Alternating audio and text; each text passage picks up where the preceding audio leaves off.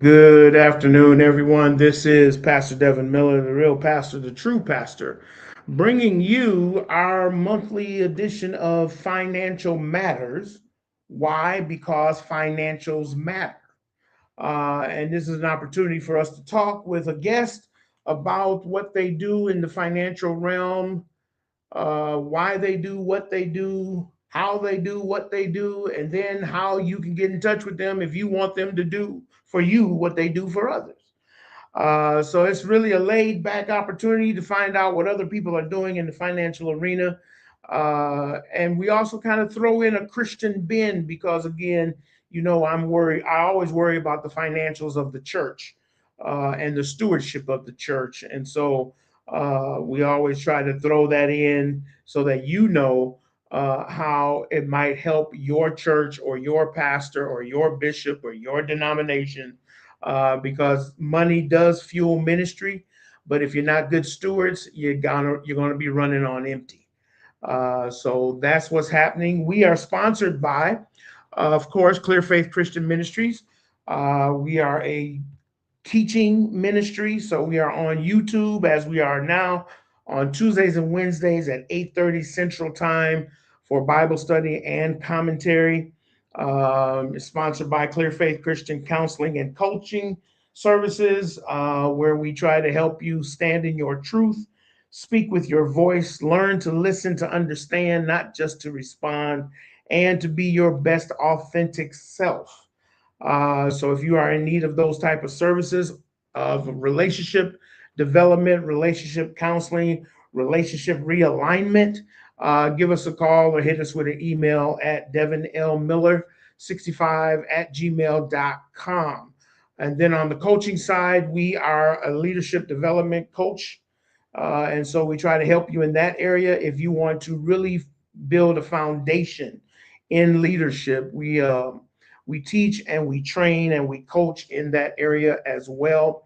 And we base it on the workbooks that we have written. One for relationships entitled How to Build and Maintain Healthy Relationships. And the other is a 3-volume series on leadership that is entitled Lead Like David, Serve Like Jesus. And that is taking you in leadership from the base of leadership to maintaining leadership to legacy of leadership, which oftentimes we don't think about who's going to come after us.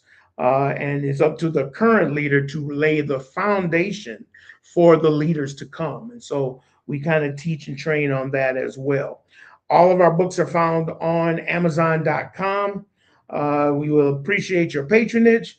And if you can patronize, tell somebody, because that's just as good. All right. So today, or this month, we're going to be talking with Sara Jordan. I'm just going to give you her name and bring her up on the screen, and then she's going to take it from there, and we're going to introduce her to all of us because her business is interesting, and I'm going to learn just as much as you guys are. So please welcome to the stage Miss Sara Jordan. Hi, Sara, how everyone. are you? I'm doing great. Hectic. It's been a very exciting week, but we thank God that things are going in the right direction between hospital visits, my mother in law being hospitalized, the travel for my child's volleyball. It's just been a whirlwind, but hey, we're here. We're making it happen because you That's know all we what? can do. We always say that life, life will keep lifing. Life never gets easier. We just get better at handling life better, the tough situation. Right, Because some folks will right, be, oh, I gotta wait till the time is right. Time's never gonna be right. The time right now is right now. right now. Utilizing the time you have right now to make those decisions. Yes, there may be times to reset, but you got to keep moving. You got to keep using the right now moment because it doesn't get easier. We get better at handling the tough things more. There you A little go. bit. A little bit about myself. I'm Sara Jordan. This accent comes from the beautiful Twin Isles of Trinidad and Tobago. Had a great life growing there. My father worked for the oil industry, and I had a good life. I migrated, came to the States to study, decided to stay, and the mother of two beautiful children. Don't laugh. My son is 28. My daughter is 14. Two different generations, same marriage. So go figure. Started all over again. Okay. My mom always lived with me because we moved in with her when we purchased. We said, "You're not staying by yourself." And then now my mother in law. So it's a multi generational home. My husband Okay. and I, we're both in technology and things of that nature. So, on the work front, that's what we do. Gainfully employed, love what we do. I don't consider it work because I absolutely love this. Fell into technology by accident. But as good as the life is, you can never work your way through wealth, right? You can never work your way through wealth. I'm not talking jobs, I'm not talking education, but based on current situations, the paradigm have shifted because back in the day when we had, we may have one parent with 100 kids, nobody knew they were poor. Things worked out, but just because of how things are going, there's been a great push. On my side, I'm very unapologetic about my outreach because people need to see how the times are changing and take advantage of what's out there available to right the ship. And you said something very interesting. You talked about, you know, in the books and the workbooks that you've produced, who's coming next. And what I like to focus on as well is the succession plan, because too often, especially in our community, we talk about today, we think about today, but nobody's making out alive. And when you're no longer here, what's happening to the kids behind or the generations to follow? A wise man leaves an inheritance for his grandchildren. So Yeah. understanding the importance of the right now, so we can not just take advantage of what's available, but enhance it by understanding how finance work, because a lot of things that I've learned while I became into my business was never taught in the classroom, Right. because the mindset is for us to be employees, not owners. So if Mhm. you are in that mind, these things, these concepts may seem foreign, but we just have to take advantage of the information that's here and plan for the now and for the next, for tomorrow and those to follow. Sure, sure. Very good. Yeah, I appreciate what you're saying. So, tell me, how did you get into the field that you're in? You said you were in technology, but how did you transcend or transfer? Or are you doing a both and? I'm doing both things because I love technology. I was going to be a doctor, fell into it by accident, with the Y2K compliancy. The zeros were supposed to hit and it was supposed to be pandemonium. I was a glorified consultant I'm dating myself now, for Compaq that was acquired by HB, and I was loving it. So I just decided, because as a foreign student, I was paying 3 times in state, and it was very daunting to consider the kind of debt I would have if I pursued you know, the field of medicine. I wanted to be a Mhm. pediatrician. It just didn't appeal to me. That dollar value is hanging over my neck, and I can see a path forward.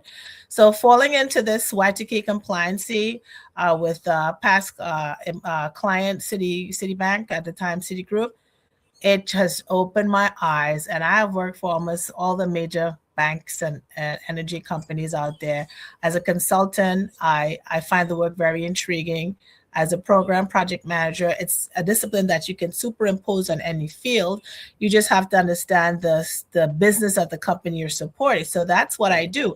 But during the pandemic, my former pastor, she reached out to me, and I'm like, I don't want to do this. I don't want to do this. But I was not commuting to the office. I had time. I was working 100% from home. I figured, you know what, let me use my time wisely. And I have absolutely no regrets about what I fell into, because it made sense. And it's life changing. The education, the camaraderie, the ethics, and everything that surrounds this financial aspect of my life is just, it compares to nothing.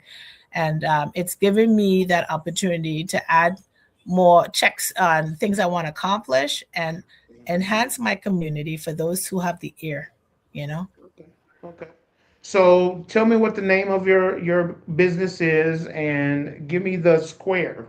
We're not gonna Okay. fill it in, but kind of give me the overview of what you do and why it's important that you do it. So I am a Primerica consultant. I am an independent rep. Primerica is how we were rating the number one the month of February as financial services provider.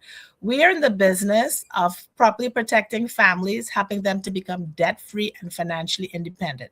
That is the only reason for our existence. It started Mm, back in 1977 by a high school football coach. He's still around, Art Williams, based on what happened to him and his family, what he right. got when they, back then, if you surveyed like 10 families, 8 out of 10 families had life insurance, had some kind of protection. Fast forward today, and it's very evident, especially in the wake of COVID, you see how the exact opposite is true, right? You find that you have, if you, your congregation, your spouse, whomever, you gather 10 people, the exact opposite is true. 8 out of 10 people do not have any protection or life insurance outside the jobs. The ones who have it will say, "Yo, I got it with my job," but we all know you only got that for as good as you're employed there. So back then, our founder, his father had something, he passed away unexpectedly, and he got something like $10,000.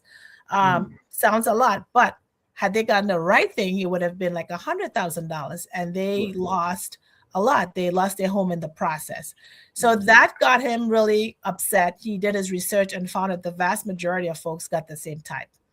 And, nobody's making it out alive here, right? So, losing the home in the process, he realized if he had done the right thing, they would not have that fate.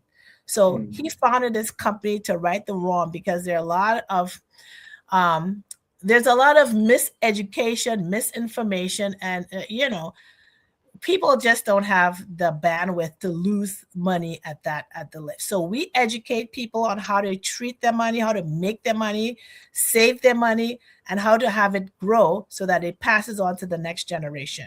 We are in the distribution business. Let me specify distribution business. We're not a life insurance company, although we distribute financial products and services anywhere from a mortgage, a life insurance, financial investment, 401k plan, mutual funds, et cetera, et cetera. Vivid Home Security, but we get you licensed to distribute. But if it's something you want to, this looks like it makes sense. We help you get licensed so that you can become a rep yourself. We pay for it. okay, okay. So do you find that in mostly black and brown communities that it's a challenge for them to get the concept of what I call delayed gratification? Yes, I would say that to an extent, but sometimes they don't see the paradigm shift because it's not just making the money, it's about compressing time.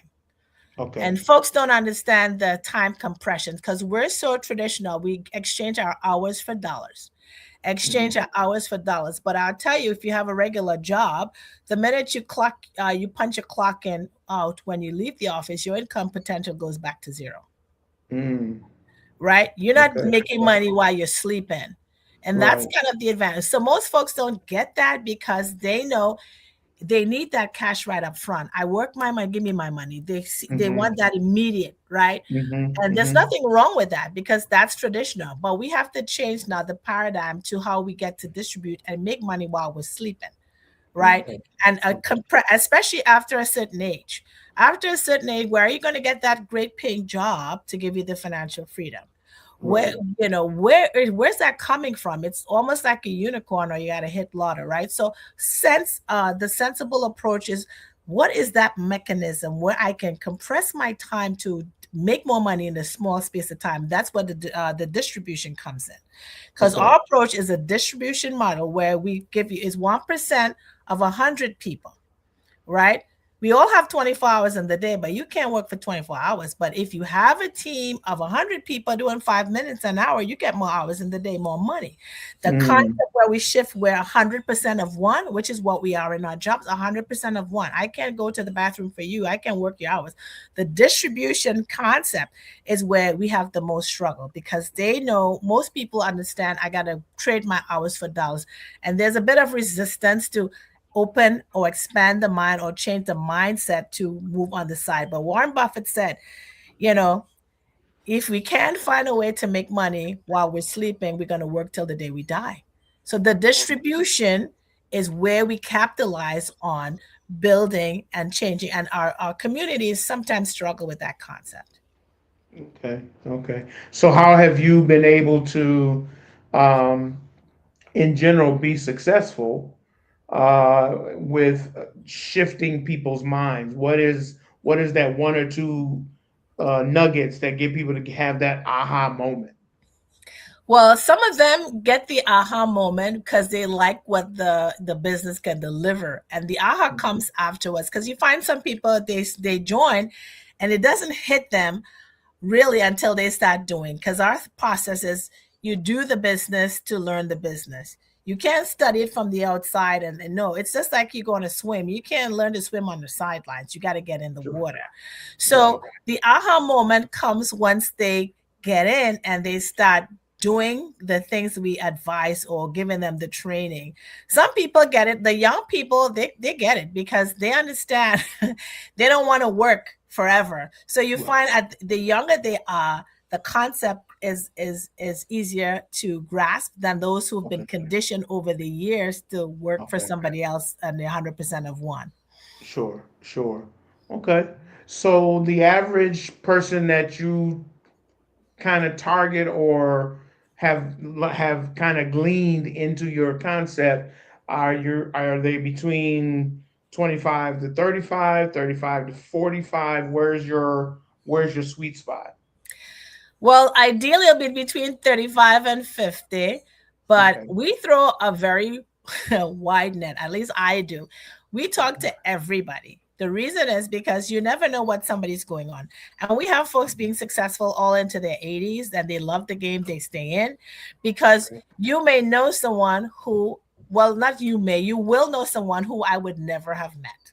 So we Hmm. throw a wide net because, you know, I would not have met that person. And even if Right. it's not for you, you can refer me to that person, right? Sure. We like marrieds because the when we think about folks getting involved, they have something to protect. They got kids to look after.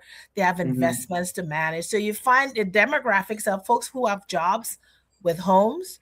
They have a family. The married couples are really a good sweet spot. But these young bucks coming up here, they Right. understand it. They Right. understand, they've seen their parents go through struggles. Well, I don't know if I want to take this route.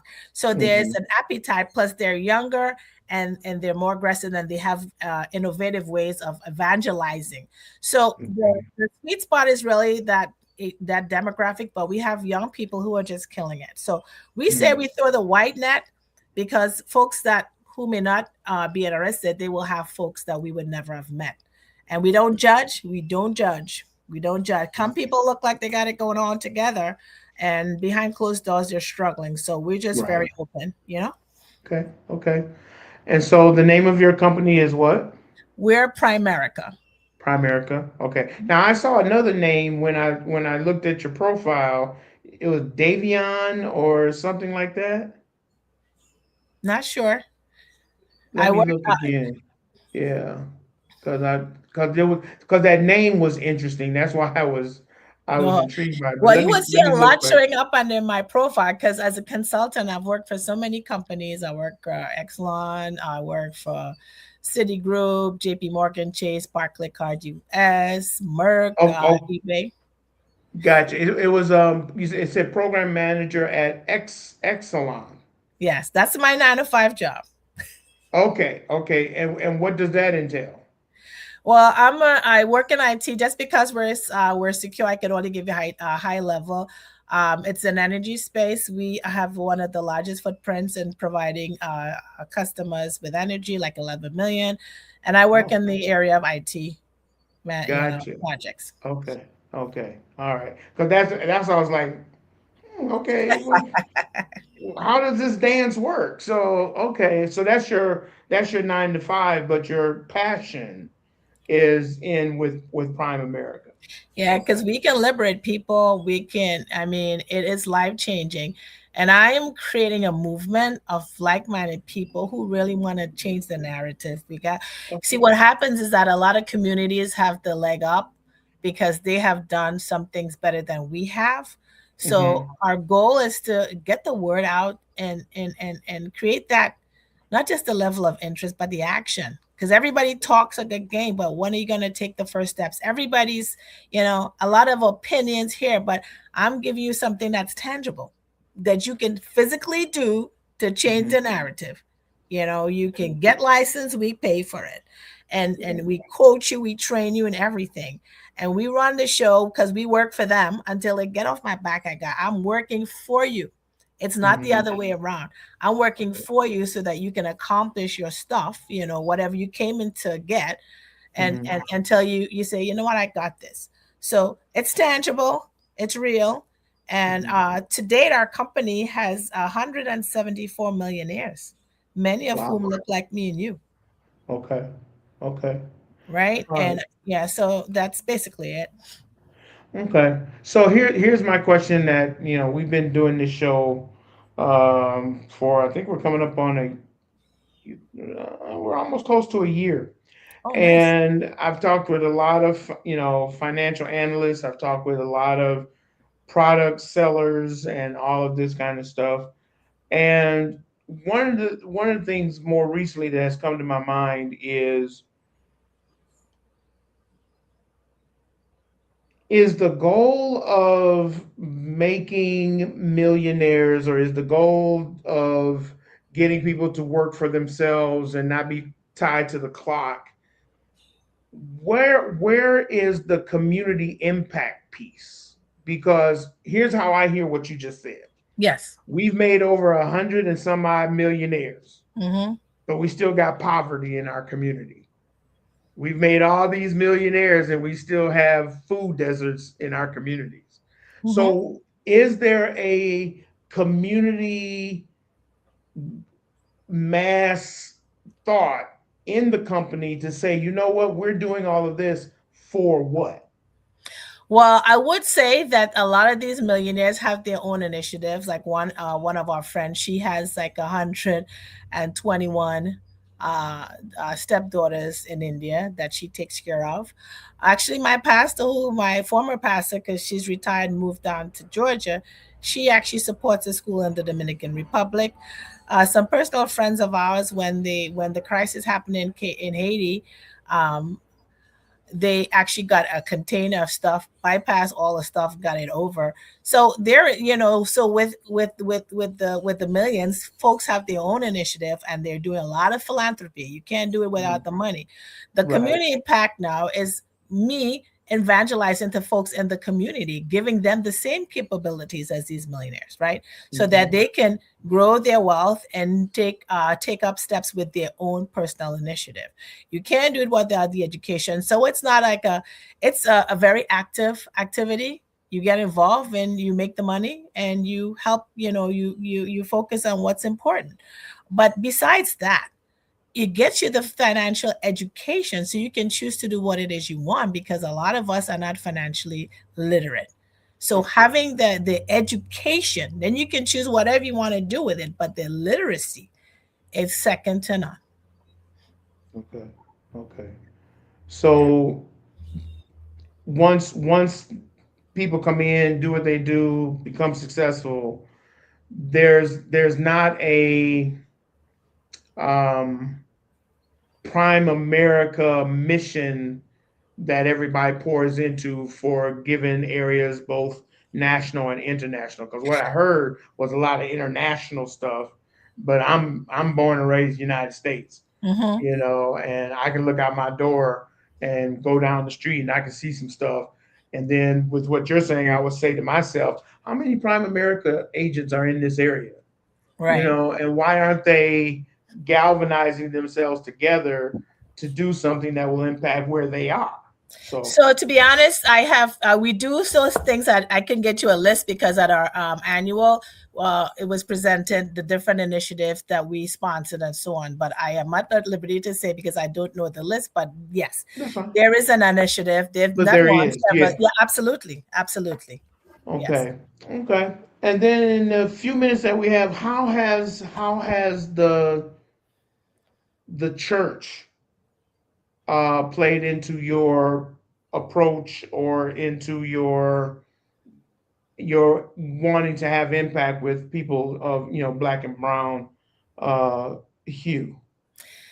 Well, I am an active member of our St. Thomas Episcopal Church in Glassboro. I'm in the church choir, the whole nine. My husband's on the vestry, just had his term up. And so I'm very active church goer, right? But for me, regardless of the denomination, it's a lot of you. I don't want to say this because it may sound pejorative. Play church, right? They always say, Mhm. "Let your life be an example of your teaching," right? Yes, And a lot of yes, people try to separate. You don't need money, da da da. But you said it best at the beginning because you have to the stewardship of the church. How is it going to run? It doesn't run on empty. Who's putting the lights on? Who's paying that Sunday school teacher to buy books and materials or whatever? You can do a correct. lot of good with it. So my life, I'm working on it to be more of an example of the teaching, right? You Okay. have do to know is to do. So Hmm. me being involved, it just has a higher, a higher level of importance because that's kind of the Christian walk, to do, to say. And then you got talents. You the parable of the talents. If you have Hmm. one talent, you don't bury it, Right. you double it. So this is Right. part of my talent to Okay. educate, evangelize, and like during the COVID, when you saw all these GoFundMe's and GoFundMe's and GoFundMe, people are just not doing the right things to put themselves, and you have to do something about that. So it's not just a walk of faith, but it's a walk of a practicality where this is what's happening around us. We have Hmm. to do something to change the narrative.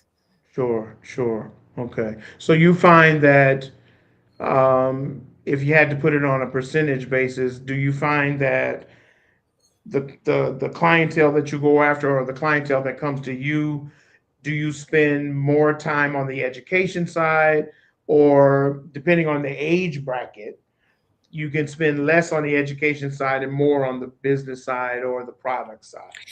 It's a combination, right? Because I'm always sharing the opportunity. The Okay. opportunity is there so they can decide how they want to play. Because I Okay. share the information. This is what I do, and this is what you can get from it. Sometimes people just want a product. Sometimes they want to refer. Sometimes they want to do all of them. Hmm. They want to get started. We have the four options. I like what I see and I want to get started. That's on top, the opportunity. I Right. want a product or service because we have a myriad of them in the financial space. Or the last one is I want to refer people. It's not for me, but and maybe not now. Or it's not for me, but I know someone who this might intrigue or this might benefit. Or number four, all three of them. I like what I see. I want to get started. I want a product and service. I want to refer people. So I'm always leading with the opportunity because Okay. I can make a decision for you. You have to Right. hear that information, say how you want to play or not play at all. So I don't Hmm. lead because we build you that the distribution and the sales will come. You can't be you can't lead with to the sale, no, because they may not want that product. You got to lead with what they can do. You got to give them an infinite palette so they can see where they fit in. Don't lead with a sale because it's not about selling a product. It's about educating and evangelizing and creating that openness to say, hey, this is what is out there. Maybe I can benefit from it. That's the approach. Okay. Okay. And again, that's why we do this show, is really to educate before we talk about the what. It's really about the why. Mm-hmm. And so, given that, talk to me a little bit about where we are economically. Where do you see us from your vantage point? Where do you see us, and why you feel Prime America and what Prime America has to offer will meet the times that we're in? Because we're in bad times. I mean, Don't say it. I haven't gone to get gas because I'm afraid that I'm gonna have a heart attack if I go. Um, and so I'm looking out for my own self preservation right now. But I know at some point I'm going to have to go to the pump. And then food. I'm using this as a fast. It's like I'm not eating too much because the prices are too high. It's not that I need to lose weight. So tell me, from your vantage point, where do you see us, and how can Prime America help? So there are two perspectives of as to where we are. Because just to get a little political, the Oh yeah. fact that 300,000 women plus women of color have been been lost their jobs, Yes. that's kind of critical, right? But there's a good side to that because you know, man, I am so happy as I evangelize because I was unapologetic about my approach. We're typically a warm market business, so we kind of talk to people we know have a relationship and their friends. It's evolving, but because of where things are, I was unapologetic in my approach because I know there are 300,000 plus women out there. But there's been a lot of responses from these very women who's gone into their own business, who's doing something.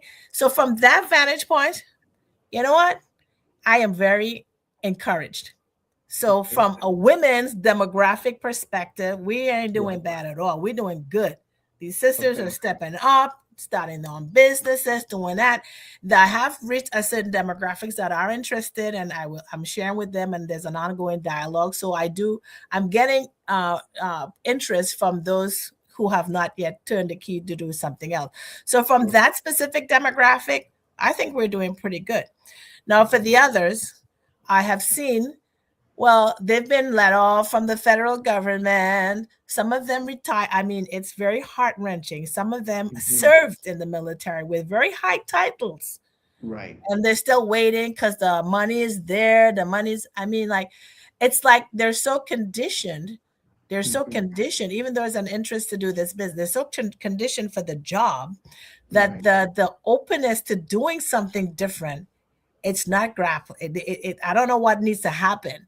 So, if Hmm. from that vantage point, you find that we really need to switch that trigger needs to happen where we're gonna know, hey, let's do something. We can't wait for that great job or whatever. But from Right. the women's perspective, I'm really encouraged, whether they do my business or not, because they are, entrepreneurs and taking matters. And to some regard, this is probably the best thing that happened to this community, our community, because it Hmm. showed us our resolve. Because maybe we had a false sense of security, and this is just my opinion, not the Yeah. view of Yeah. anybody else, but it's showing us how resilient we are and what we're capable of. Because one thing, we're Hmm. here, right? And we've endured so many things, you know what? And maybe we got comfortable. I don't know. Hmm. But, Okay. if I have to give that answer from two sides, from the women, I'm really encouraged. And for Right. everybody else who has not lost their job, or who, maybe the male, maybe I shouldn't say it like that, but there's Hmm. another segment of our community that they're not understanding the times. And that's very scary. That part is scary. Sure, sure. Okay. No, I definitely would agree with you on most points, is because, I would say it's like the book of A Tale of Two Cities. This is the best of times and this is the worst of times. Hmm. Um, and the bridge of depending, the bridge between the two is education. How much do you know and how much are you willing to change? Which is what I'm really hearing you say, because we get conditioned to think, that this is the only path, when internally, for most Black and Brown people, we are creators. We're not just followers, we're leaders. And so, the dampening down of our natural abilities is what causes frustration, causes the deterioration of community and all these type of things. And I always say that it's the role of the church to maintain the balance. Amen. We're the ones that are supposed to say, okay, it ain't that bad. It's bad. That's not sugarcoated. It's bad, but it ain't that bad. Hmm. And I find now that, well, let me back up. A friend of mine asked me, because I've been a community activist, since my dad was born, I think, and I wasn't even created, so I came out community.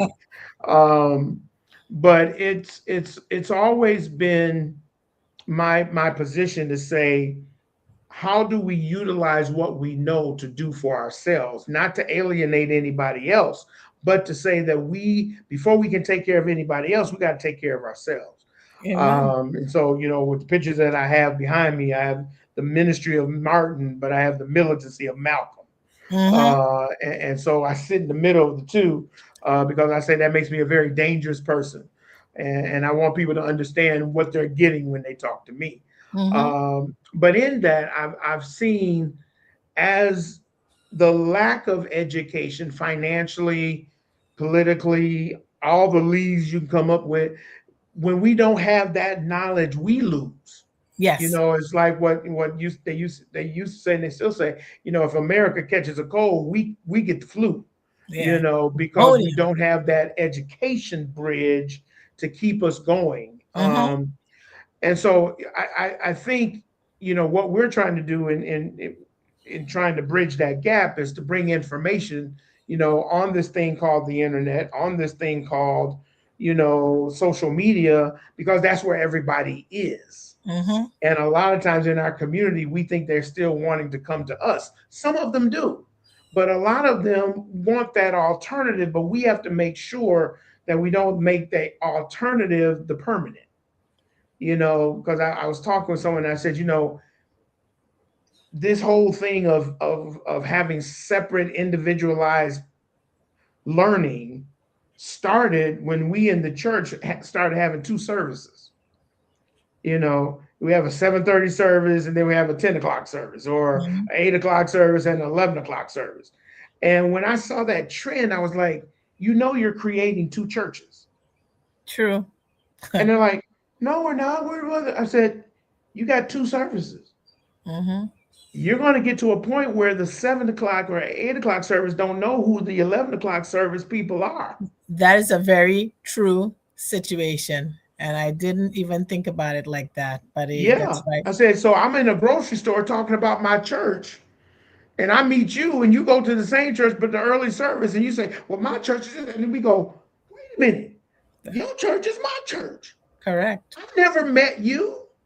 Whose fault is that? It's not your fault. It's not our fault. It's the leadership. And Right. so when and that's what we do with finances.